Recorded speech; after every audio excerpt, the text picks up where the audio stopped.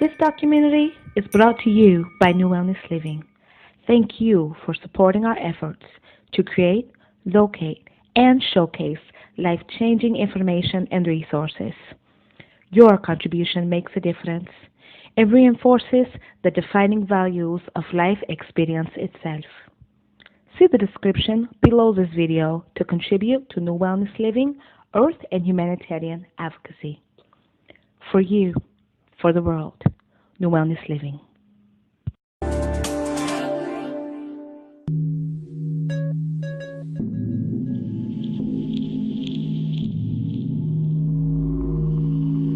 For centuries, humankind regarded the oceans as an inexhaustible source of fish, crab and shrimp.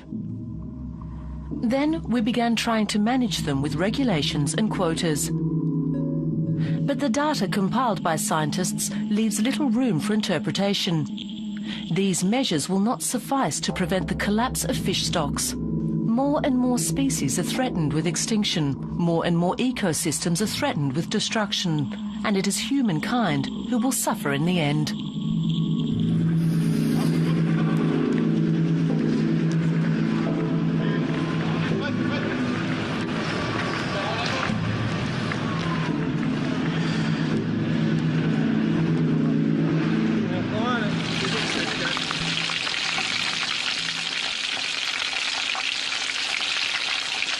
Fish is a valuable source of nutrition, rich in protein, healthy fats, vitamins and iodine.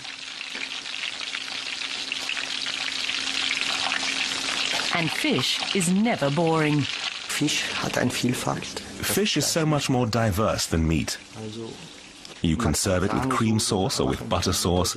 You can poach it with lemon, cook it with fat or without. You can practically cook it any way you like. Fisch ist dankbar für jede Zubereitung. Of the 16,764 species of fish in our oceans, humankind uses several thousand for food. For more than 1 billion people, fish is the most important source of animal protein. Fish is a pure product of nature. There's nothing synthetic about it. It's something noble, something that ought to be treated with respect. We have to be aware that a fish has sacrificed its life for us, and in return, we have to treat this product with respect, try to use it sparingly, and make something good of it. Etwas Gutes daraus machen. Europe's biggest fish market still promises everlasting plenty. There's hardly a fish you can't buy here.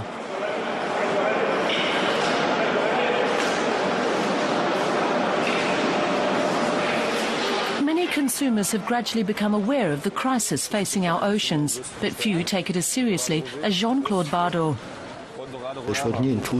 For example, I would never buy tuna fish. I'd be reluctant to buy skate. Tuna is an endangered species, so we can go without that. And skate is a fish that produces only about 100 to 150 young per year. That's nothing compared to the 100,000 eggs laid by a mackerel. So we should treat fish like this sparingly. There are alternatives. Shoppers here can still choose between more than 100 types of fish and shellfish. Die haben noch Charakter, hein? Nehmen wir auf jeden Fall mit. Ja. Das ist sehr schönes hier.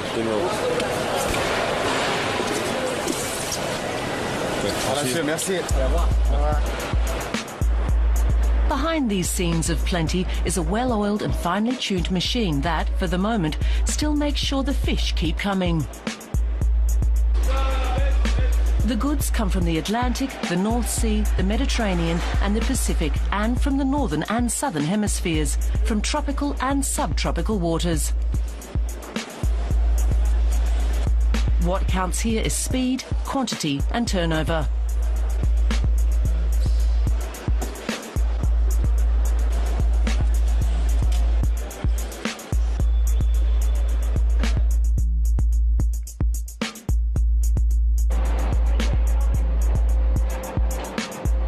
Every year, about 150 million tons of fish are consumed around the world.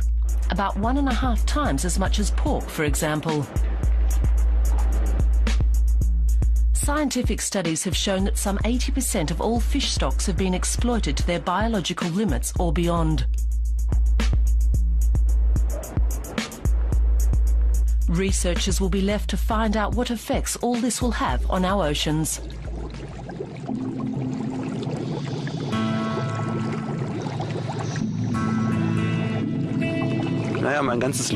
My entire life has revolved around the sea, but I still try to spend as much time as possible in or on the sea. I used to only do field experiments. I was always outdoors conducting field experiments, and that put me in direct contact with nature.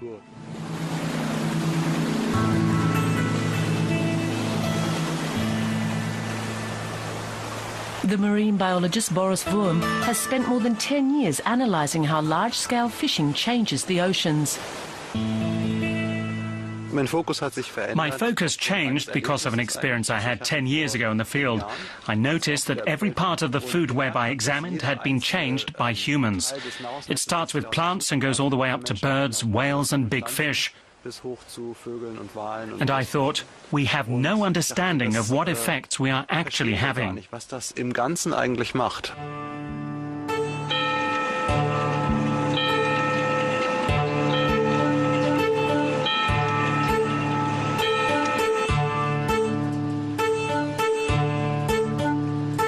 The dramatic effects of fishing do not become apparent until the data are compiled from all oceanic regions. This is why Boris Wurm has collected catch data from all over the world for several decades, along with the detailed results of other marine biologists' research. At the end of this piecemeal work, an overall picture of the state of the oceans emerges. And the results are alarming. Since the 1950s, catches worldwide have increased fivefold. In the same space of time, the amount of fish in the sea has been reduced by half, especially in coastal regions, but also on the high seas and even in the depths of the oceans. Increasing numbers of fish species are being exploited to an ever-growing extent. Some 15% of fish stocks are on the verge of total collapse, and many more are headed the same way. The consequence for our ecosystem is that species can no longer fully play their ecological role. For example, if a predator fish no longer controls the population of its prey, and in turn their numbers explode. Marine biologist Bob Scheibling is examining just such a phenomenon.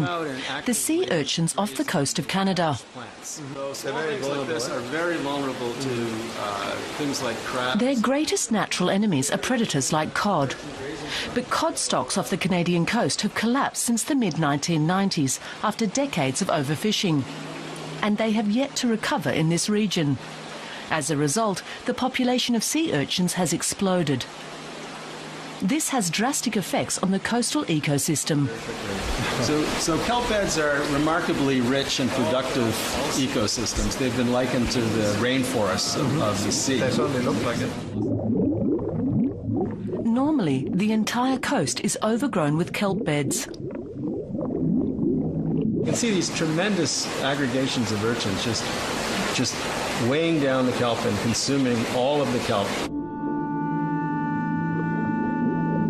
Overfishing has brought about the collapse of an entire ecosystem.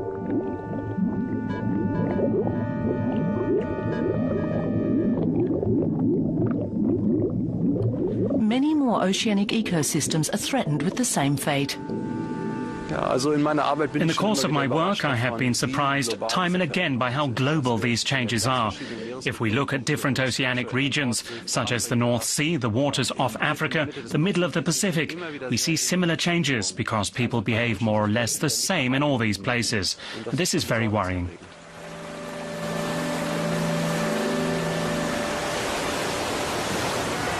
In the meantime, many states have begun trying to control the negative impact of overfishing. In European waters, the European Union lays down rules and quotas. In Germany, the Federal Agency for Agriculture and Nutrition tries to make sure these rules are observed. 3 fisheries protection vessels patrol the North and Baltic Sea for fishing boats breaking the law. If we gave up carrying out checks, we would be going back to the early 1980s, when overfishing was rampant. We can see this in other parts of the world. Some of the things that go on are incredible. I think the inspections we carry out and just our presence in the North Sea are invaluable.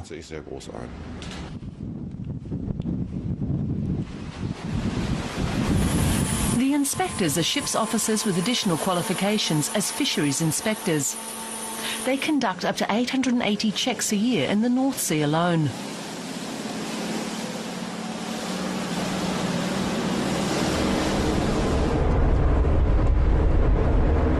The list of regulations they have to make sure are being upheld is impressive.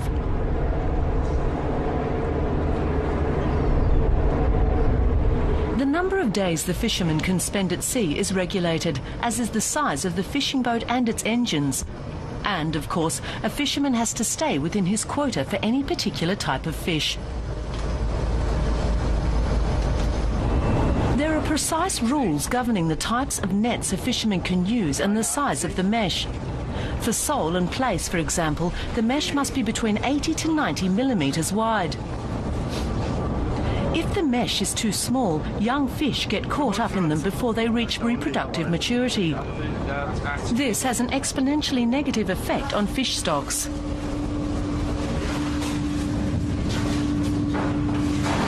In the cool room, the inspectors look for species for which the fisherman has no licence or quota.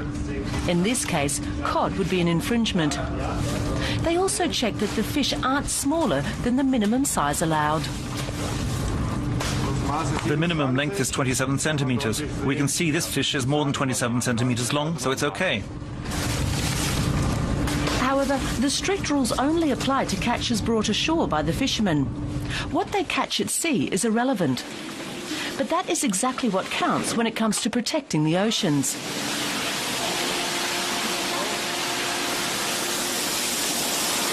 At the moment, fishermen may catch many fish that they don't even bother to count because they are not interested in them.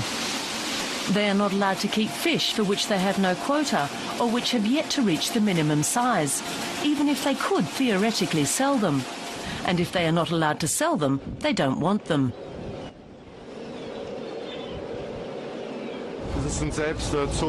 They throw back sole, starfish, crabs, mussels, dabs, and most of them are dead already. All the same, this fisherman has not broken any rules. There was 85% bycatch, which had to go back overboard. There's nothing we can do about that. That's the way the laws are. They have a certain mesh size, and there's nothing we can do about the bycatch. Nothing at all. I think that's terrible. It's as if a farmer had a herd of pigs, and he killed and buried 85 of them, and only brought 15 to market. I think it's absolutely awful.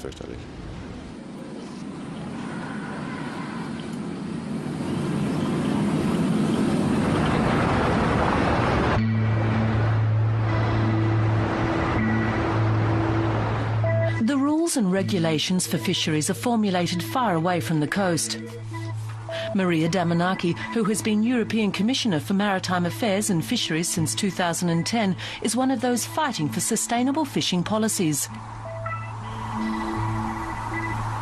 The Commission has had some success, notably the banning of what's known as high grading. It's the worst form of discards. And it's the worst form because if we're talking about high grading, then the fisherman, the man, destroys the resources on purpose. You have some fish there, you throw it into the sea just because it's not profitable enough. Some fishermen throw them away to make room for more lucrative fish. That was perfectly legal in the EU until 2008.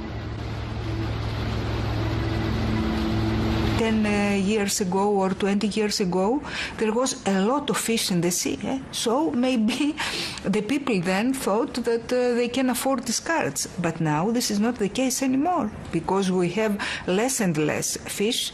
We fish more and more. And these practices, as high grading, they give food to this vicious circle of overfishing.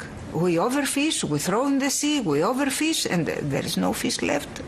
So we owe this to our children. I'm trying to persuade everybody that we just accept what the scientists tell us about fish mortality and try to do.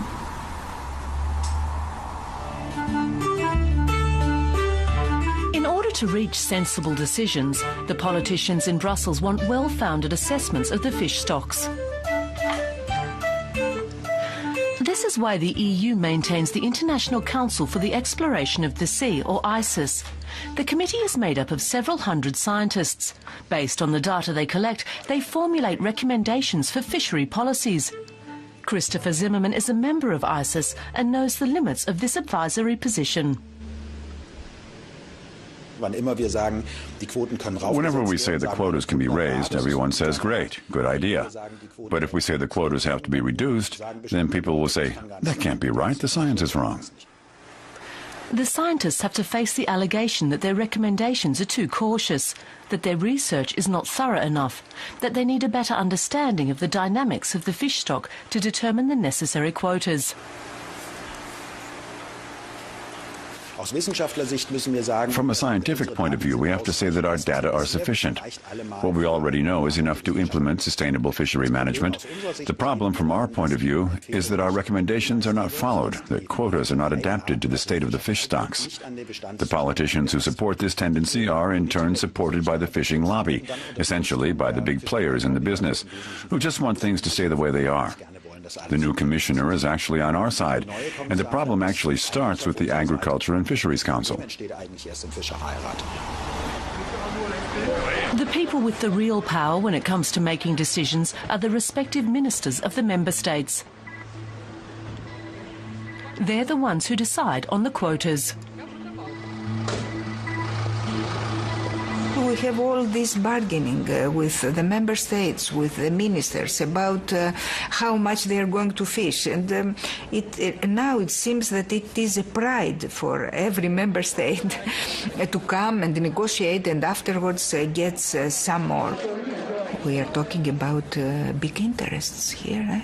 In Japan, there was an auction about just a fish, one fish, a bluefin tuna fish, and one piece of fish was sold for 400,000 euros. It's like an enterprise, one fish, an apartment. So we're talking about big prices, we're talking about a lot of money, so things cannot change easily, but we have to realize that there is no other way out, because even the people who get this big money, if they are going like this, after 2 or 3 years, maybe 5 years, they will have nothing. Even them, the rich, the millionaires. For many years now, biologists and engineers have been looking for ways to end this destructive exploitation of the seas.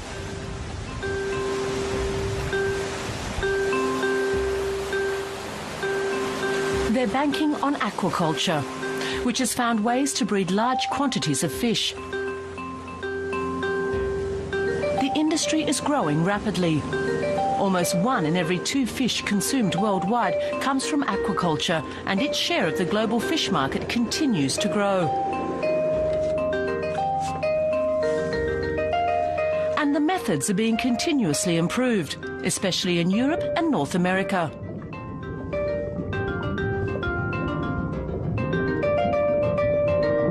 Use of medication is strictly regulated, as is the amount of cage space afforded to the fish. That means they stay healthy and don't suffer from stress. All the same, ecologists give the concept of marine aquaculture poor marks.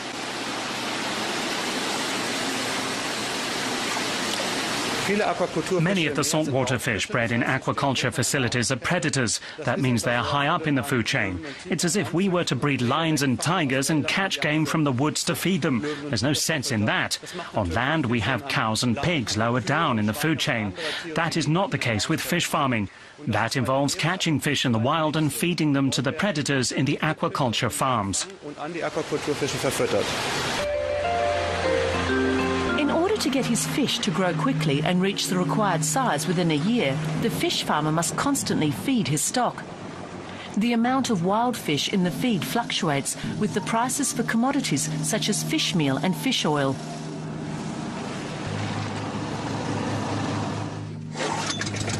Wild fish can account for up to 60% of the fish food. The more fish in fish meal and fish oil, the better.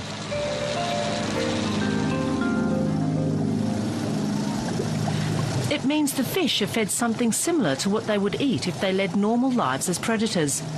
It makes for maximum growth and hence maximum profit.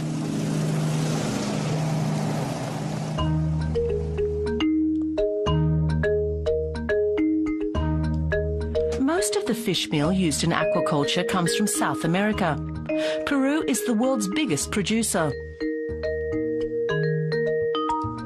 Some 1.5 million tons of fish meal are exported from here every year.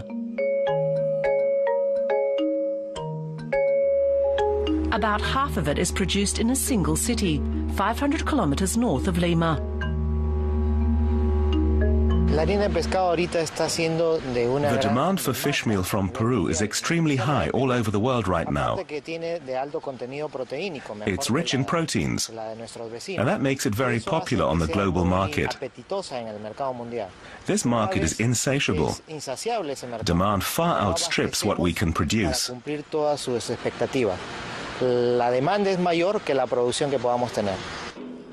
About 6 million tons of fish meal a year are sold on the global market. In Peru, it is only produced for a few months a year, when large schools of anchovies migrate along the coast.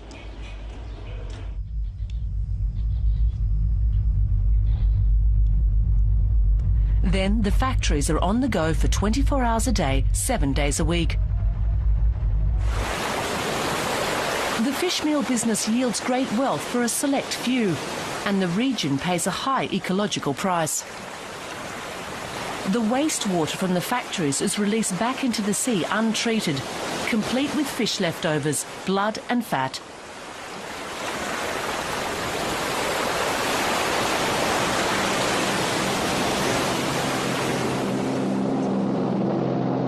Over decades, this organic waste has settled and built up on the floor of the Bay of Chimbote.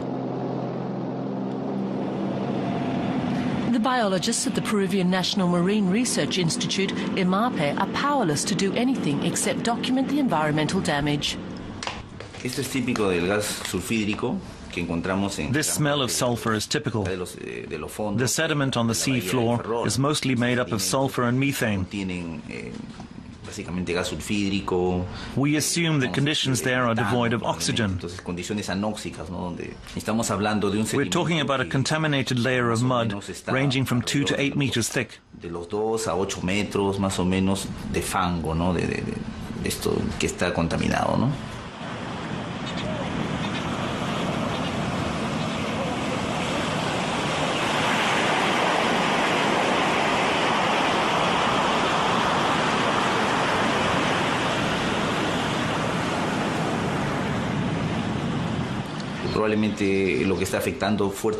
community of animals living on the sea floor is probably the hardest hit. It's totally impoverished, just like the fish stocks. We used to have various types of grouper and croaker, very fine species, great eating for humans. There used to be plenty of them here, and many other species too, that weren't regarded first and foremost as food. Now they're all gone because their natural habitat has been destroyed. It's important to make this known and to find a solution. That's the priority. As well as its local repercussions, fish meal production has other, more far-reaching consequences. The 30 million tonnes of smaller fish processed for fish meal every year are then missing from the food web. Ecological research leaves no doubt about that. This is especially hard on animals whose diets are specialised in these fish, seabirds and marine mammals. Though they might live in nature reserves and other habitats far away from the fish meal factories, they are still in direct competition with the fishing fleets. A cormorant eats about 22,000 anchovies, sardines and herrings in a lifetime. A mature sea lion consumes about 8 kilos a day. And you might say the tip of the food chain is just the tip of the iceberg.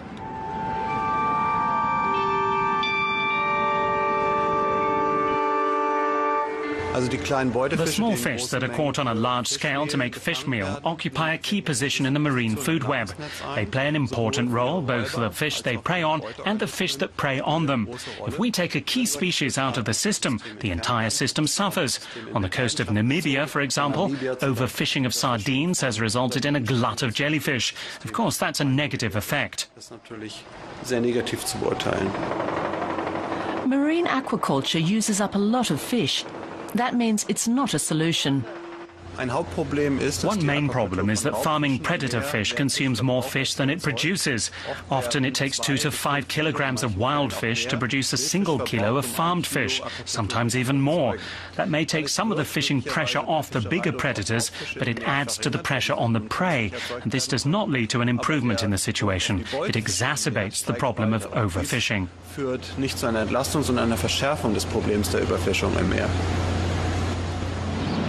But not all fish are predator fish. There are plenty of freshwater fish that live off plants and make for good food. To breed them, there's no need for the sea. There's no need even for a pond or river.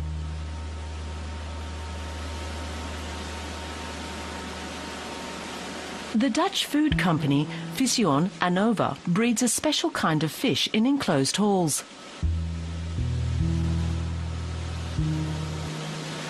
It's called Claresse and is especially well suited to aquaculture. The fish are unaggressive and can be farmed in dense populations. They grow quickly and have very efficient metabolisms. It takes just 700 grams of feed to produce a kilo of Claresse. A kilo of chicken requires 5 times as much feed. 70% of the feed is derived from plants. 30% is fish meal. Claresse are not purely herbivore, they're omnivores. To stay healthy, there must be some fish in their food. But they need far less than predator fish. To produce a kilo of salmon, you need 2 to 3 kilos of wild fish. It takes far less to raise a Claresse to maturity. So Claresse farming produces more fish than it consumes, not the other way round. This is why biologists give top environmental marks to largely herbivore freshwater fish farms. Of course, sustainability is important because we want to make a good product, but also important because for the market, people are more and more aware of that it's important not to fish the sea empty. Of course, you could not sell a fish that is not very good just because it is sustainable. It's very important that next to that it's also a good product. A Claresse farm like this produces 1,000 tonnes of fish per year.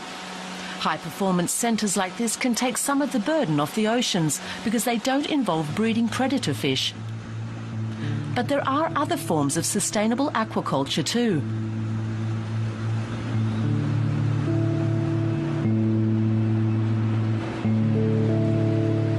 Organic aquaculture is less intensive. It can produce fish, but shrimp or prawns can also be farmed.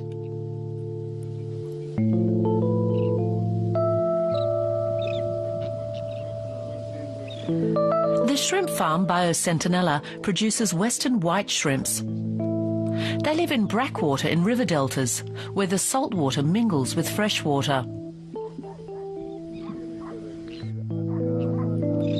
The own owner of this farm, Javier Barragan, switched to organic aquaculture 10 years ago, but not entirely of his own free will.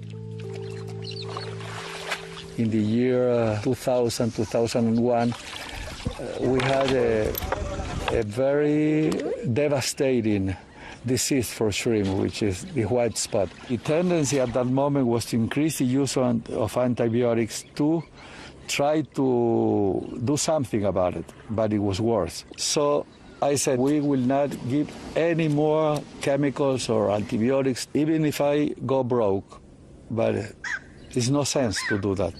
And amazingly, nothing happened. The mortality didn't increase, it stopped. And then a company from UK said, well, I want to buy your product under the organic principle. And I said, yeah, okay. How much? All your products. Barragan's farm has been certified as an organic and fair trade operation since 2002. That means he has to observe strict guidelines. Every year, an inspector comes to make sure he has stayed within the rules.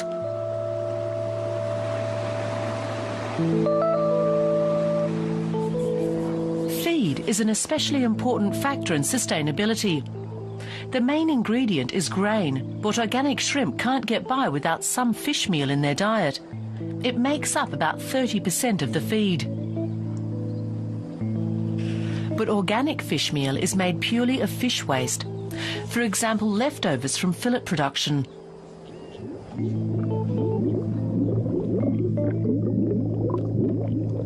Not a single extra wild fish has to die for this feed.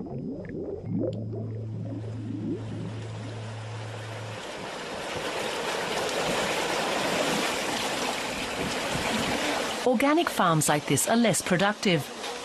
Barragan's farm produces 600 kilos of shrimp per hectare of pond, about half of what a conventional farm produces. The prices paid for organic produce are higher, but not high enough to make up the difference in profit. Organic principles and concepts is more expensive, but I never look after that. I love this. I feel this is good, and that is the most rewarding thing for me. Ecological, sustainable aquaculture like this really can take some of the burden off the oceans. But it can't satisfy the world's appetite for fish.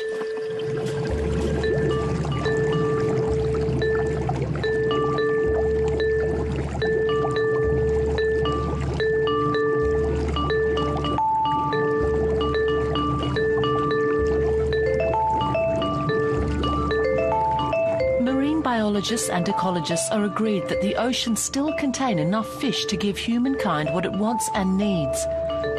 But we must start being more careful with this valuable marine resource.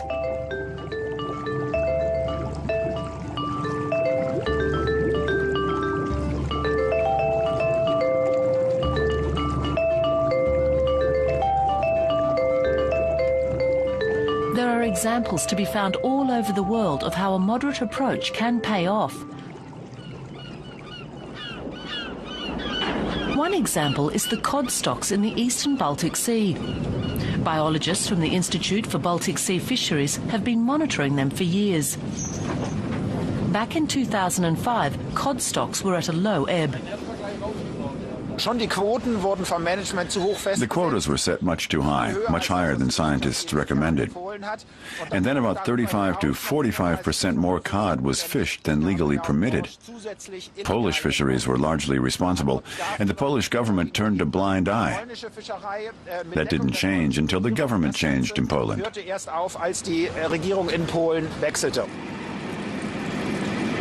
From 2007 onwards, the EU-friendly Polish Prime Minister Donald Tusk saw to it that the quotas were respected. Since then, the cod stocks have recovered. They reached their historical low point in 2005 at about 60,000 tonnes. Now, just 6 years later, researchers estimate them at over 400,000 tonnes, more than 6 times as much.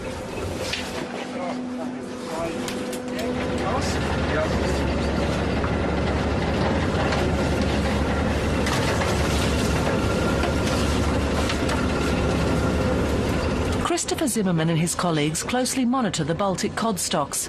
It's vital not to miss this opportunity to let them recover. 42. Of course, there's always a danger that if the stocks recover quickly, the fisheries lobby will be quick to demand higher quotas. And that is very much the case here. Luckily for the cod stocks, we were able to implement a management plan in 2007, and this management plan contains what we call a stability clause. That means quotas may not be raised as quickly as the stocks recover, that they can only increase by 15% over the previous year's quota.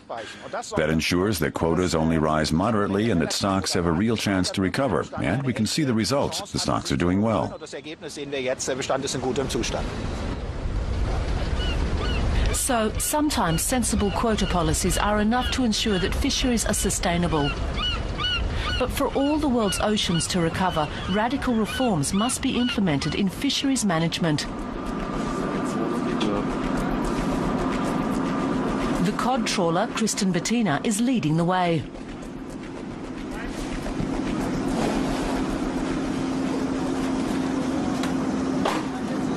The fishermen on board are under constant supervision.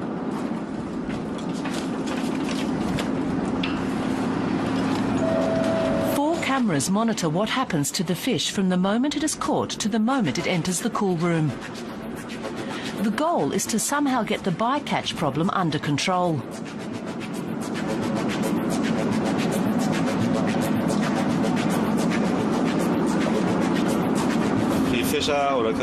We fishermen or captains are accused of doing illegal things all the time. So we said, let's install some cameras and subject ourselves to round-the-clock monitoring. And then nobody can accuse us of catching or throwing away small fish or the like. We replace the hard drive every 4 weeks and make the old one available to the authorities for inspection. The data are analysed at the Institute for Baltic Sea Fisheries in Rostock, where Germany's pilot study on supervised fisheries is based. Christopher Zimmermann is in charge of the programme. The video system covers every catch from start to finish. It also records the exact location and speed of the fishing vessel. That makes it possible to establish precisely where and when the catch was made. The cameras record what the fishermen haul in and the bycatch that they throw back overboard. In return, fishermen could look forward to fewer rules and regulations, to being able to fish freely but responsibly. The overall goal is to reduce bycatch to a minimum. Bycatch is one of the most essential problems in EU waters, largely because it's not covered by quotas. In other words, it's up to the fisherman how much he throws back overboard. We have to get away from this. We have to regulate the total amount of fish caught.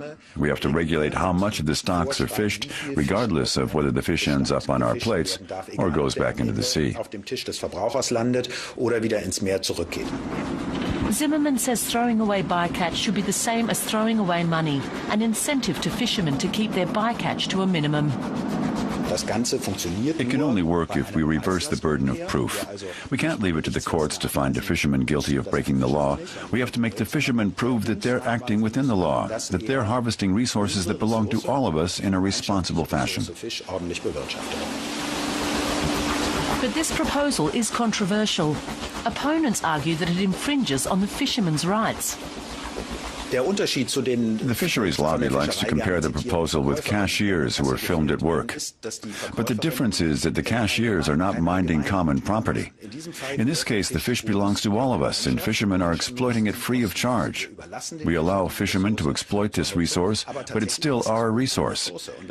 If we carry that argument over to the cashier, it would be like being allowed to take everything out of the shop without paying for it, and all the cameras would do is document the missing stock for the accounting department, and nobody would be punished. The crew of the Kristen Bettina keeps its bycatch to a minimum. The meshes are bigger than required by law, and the nets are equipped with what are known as Barcoma exit windows. The Barcoma mesh is square-shaped and remains open even when the net is full.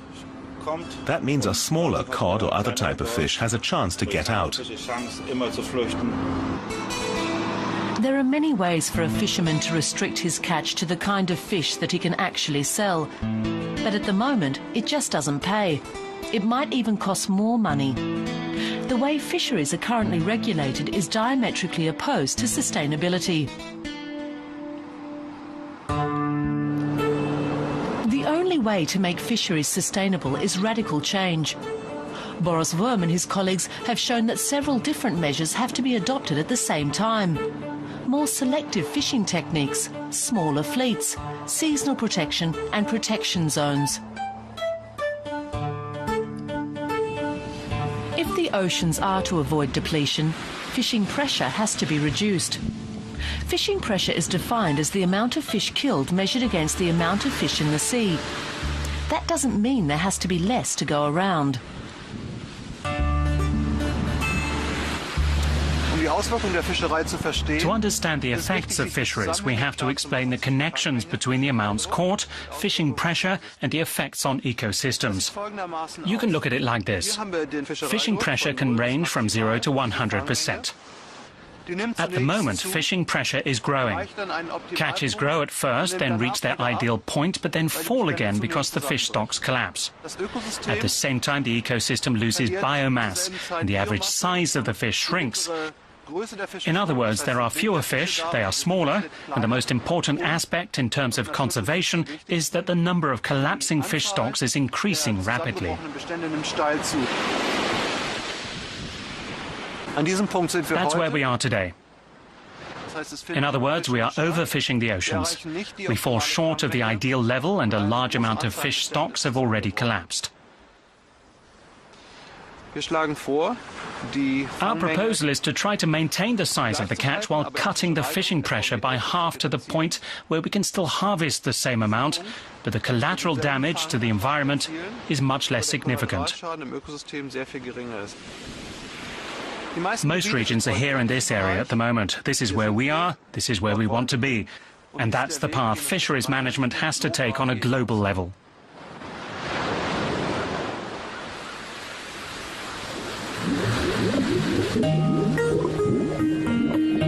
So today is a watershed moment.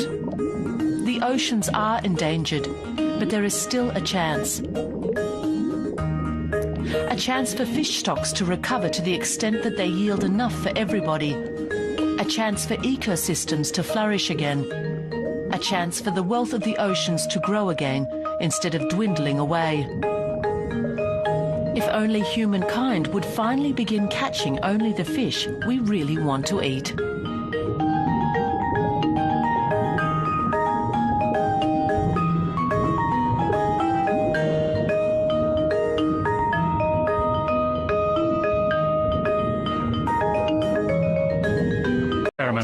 I was always outdoors conducting field experiments, and that put me in direct contact with nature.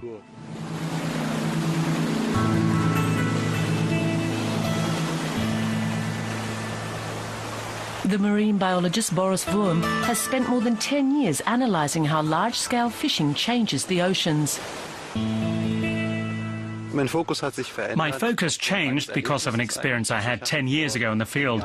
I noticed that every part of the food web I examined had been changed by humans. It starts with plants and goes all the way up to birds, whales and big fish.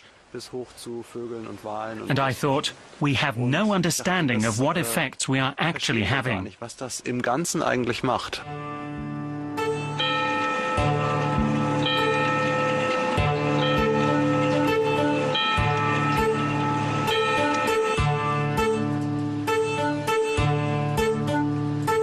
The dramatic effects of fishing do not become apparent until the data are compiled from all oceanic regions.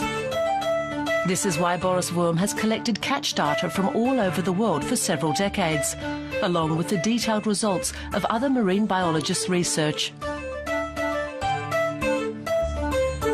At the end of this piecemeal work, an overall picture... Try to use it sparingly and make something good of it. Etwas Gutes daraus machen. Europe's biggest fish market still promises everlasting plenty. There's hardly a fish you can't buy here.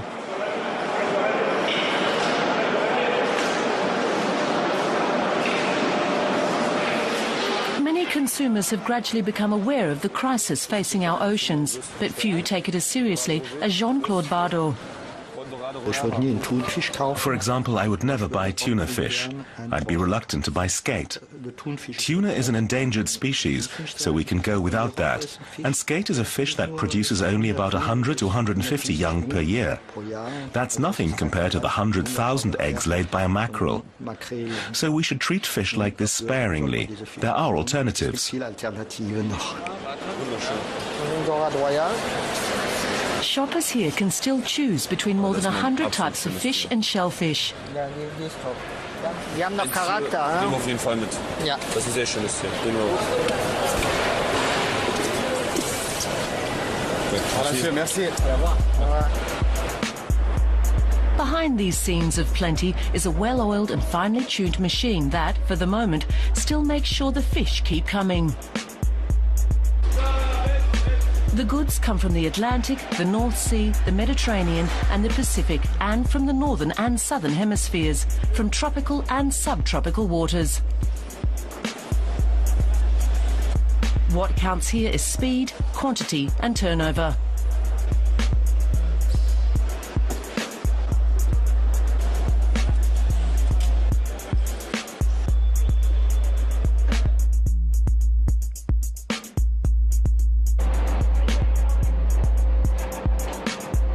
Every year, about 150 million tons of fish are consumed around the world, about 1.5 times as much as pork, for example. Scientific studies have shown that some 80% of all fish stocks have been exploited to their biological limits or beyond. Researchers will be left to find out what effects all this will have on our oceans.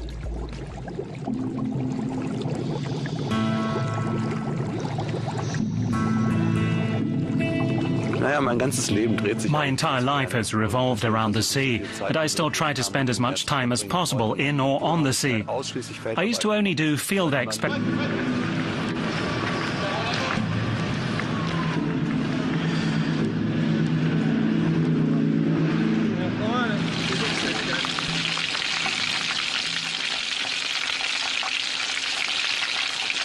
Fish is a valuable source of nutrition, rich in protein, healthy fats, vitamins and iodine. And fish is never boring. Fisch hat eine Vielfalt. Fish is so much more diverse than meat. You can serve it with cream sauce or with butter sauce. You can poach it with lemon, cook it with fat or without. You can practically cook it any way you like. Fisch ist dankbar für jede Zubereitung. Of the 16,764 species of fish in our oceans, humankind uses several thousand for food. For more than 1 billion people, fish is the most important source of animal protein. Fish is a pure product of nature. There's nothing synthetic about it. It's something noble, something that ought to be treated with respect. We have to be aware that a fish has sacrificed its life for us, and in return, we have to treat this product with respect. This documentary is brought to you by New Wellness Living. Thank you for supporting our efforts to create, locate, and showcase life-changing information and resources. Your contribution makes a difference. It reinforces the defining values of life experience itself. See the description below this video to contribute to New Wellness Living, Earth and Humanitarian Advocacy. For you, for the world, New Wellness Living.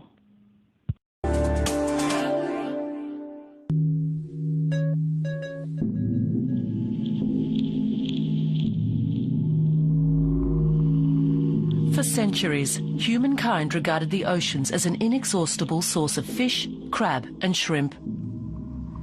Then we began trying to manage them with regulations and quotas. But the data compiled by scientists leaves little room for interpretation. These measures will not suffice to prevent the collapse of fish stocks. More and more species are threatened with extinction. More and more ecosystems are threatened with destruction. And it is humankind who will suffer in the end.